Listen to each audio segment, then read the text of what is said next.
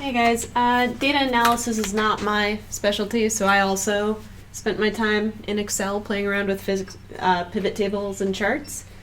So let me zoom in here. That didn't work.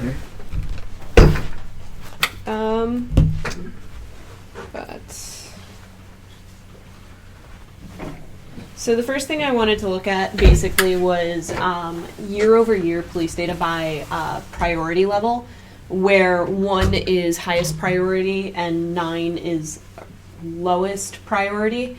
As you can see, 8 is basically a useless bucket, so they should really reduce this to 8 buckets total.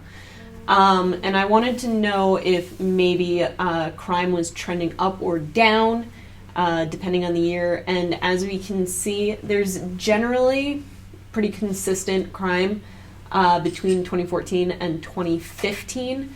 But concerning is the level of high to mid priority crime increasing.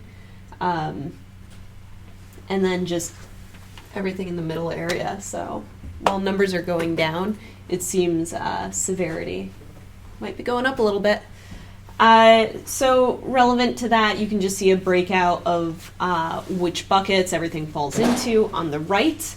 And then the other analysis I did was time of day. This looks a lot fancier than it is. That's the glow effect. So basically everything drops off in the early morning between 3 and 6 a.m., picks right up before school starts, drops off again in that mid-afternoon slump time, 2 p.m., so when everybody's digesting, then they get grumpy, blood sugar crashes, and crime spikes up again. So things to note is that the darker the color of the line, the earlier in the year it is, and this big outlier here is March. And we can see that crime tends to spike March, April, May, so as the weather's changing to get warmer. Yeah, that makes sense. That's what the police tell us. Yeah. And this didn't really change year over year. Here's the 2015 data, which should, there we go. We're not seeing quite as much of a morning spike, and here we're moving more to afternoon crime. I don't have enough insight to be able to tell you why that is. But the outlier this year was October, so I'm guessing that might have to do with the younger population moving into Jersey City and more Halloween festivities, fighting sort of things. You can see in the winter it dipping too, in February down there, in January. Yeah, you're right. That's even more of an outlier.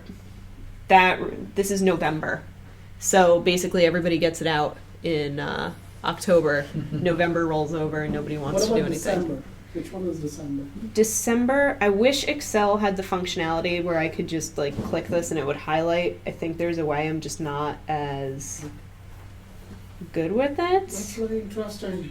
The time of the day is very interesting, how it goes. But it looks like this line here.